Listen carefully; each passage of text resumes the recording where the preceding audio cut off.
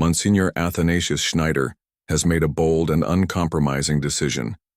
He has forbidden the reception of Holy Communion in the hand. This decision has sparked widespread debate in the Catholic Church, with many seeing it as a necessary step to restore the sacredness of the Eucharist. But why did he take such a strong stance?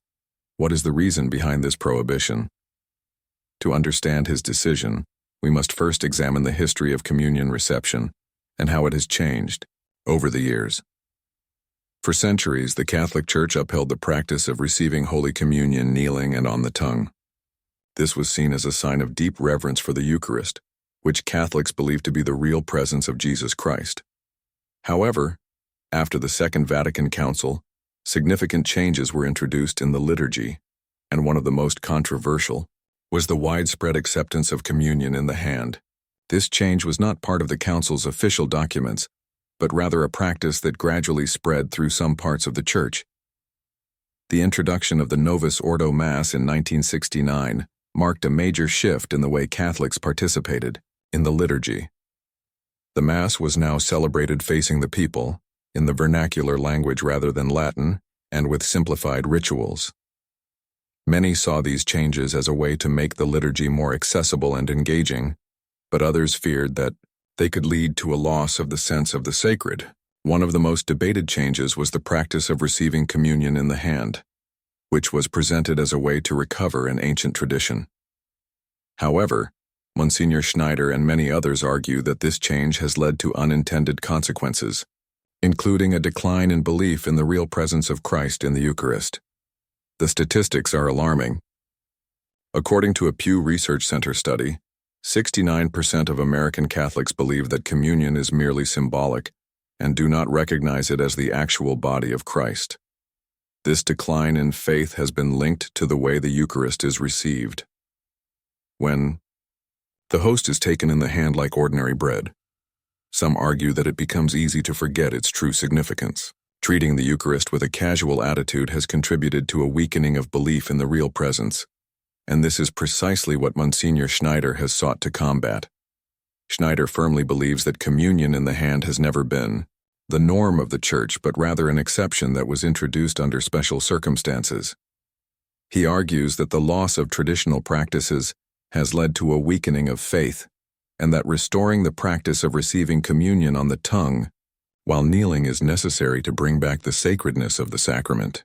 This conviction led him to take immediate action when he became a bishop in Kazakhstan.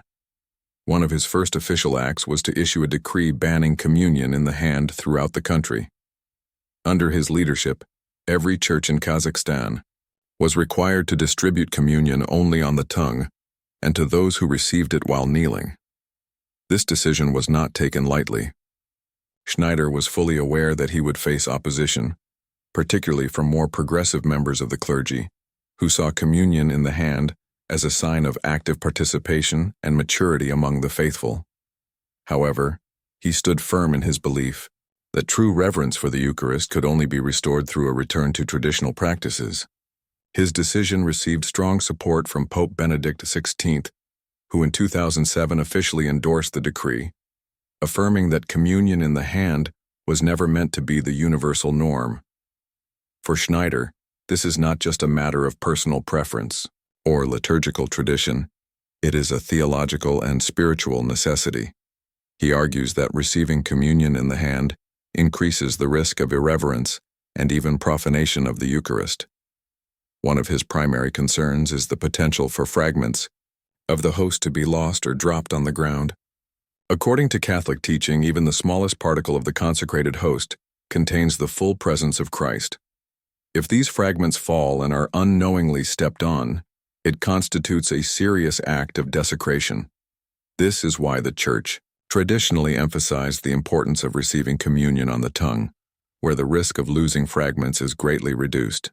The debate over this issue intensified during the COVID-19 pandemic. Many bishops around the world temporarily suspended communion on the tongue due to concerns over virus transmission. While this was intended as a temporary measure, in some places it became a permanent practice. Supporters of communion in the hand argued that it was the safer and more hygienic option. However, Schneider and other traditionalist clergy disagreed, pointing out that no scientific studies conclusively proved that receiving communion on the tongue was more dangerous than receiving it in the hand. In fact, they argued that the risk of transmitting germs was higher when numerous people touched the Eucharist with their hands. Schneider's stance on this issue has made him a strong advocate for restoring reverence in the liturgy. He frequently speaks about the importance of understanding the sacred nature of the Eucharist and ensuring that it is treated with the utmost respect. He emphasizes that the way Catholics receive communion reflects their faith in the real presence. If the Eucharist is truly the body of Christ, then it should be received in a way that acknowledges its divine significance. To support his position, Schneider often references historical church teachings and the writings of the early church fathers. He notes that while some early Christians did receive communion in the hand, this practice was quickly replaced by the more reverent method of receiving on the tongue. Church figures such as St. Cyril of Jerusalem emphasized the importance of treating the Eucharist with great care and reverence. Pope Gregory the Great in the 6th century also warned against casual treatment of the Eucharist, reinforcing the tradition of communion on the tongue. Despite resistance from certain members of the clergy, Schneider's decision has been met with strong support from many faithful Catholics who long for a return to traditional reverence in the Church. Many believe that his firm stance is necessary to counteract the growing secularization of Catholic worship and the erosion of faith in the real presence. His call for restoring traditional practices has resonated with those who feel that modern changes have led to a diminished sense of the sacred. Schneider continues to advocate for this cause through public statements, interviews, and conferences. He challenges both priests and lay people to reflect on the way they approach the Eucharist and to ask themselves whether their actions truly align with their beliefs. He poses an important question: can a person truly believe in the real presence of Christ in the Eucharist while treating it with the same casualness as ordinary food? This question forces Catholics to examine their own faith and how it is expressed in their actions. In many ways, Schneider's battle is not just about communion in the hand. It is about the broader crisis of faith that has affected the Catholic Church in recent decades. He sees the loss of reverence for the Eucharist as a symptom of a deeper spiritual problem, one that requires a return to tradition and a renewed focus on the sacred. His message is clear: respect for the Eucharist is non-negotiable. As the debate over this issue continues, Schneider remains a steadfast voice for tradition. His actions in Kazakhstan serve as an example of how one bishop's conviction can influence an entire nation's approach to the Eucharist. Whether his stance will be adopted more widely in the Church remains to be seen, but one thing is certain: his firm commitment to preserving the sacredness of the Eucharist has left a lasting impact on the Catholic faithful.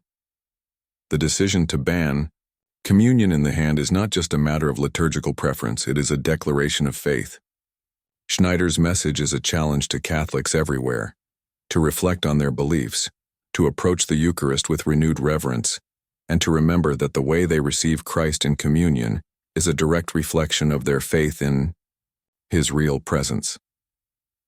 Whether one agrees or disagrees with his stance, there is no denying the importance of the discussion he has sparked. The Eucharist is the heart of Catholic worship, and how it is received matters deeply.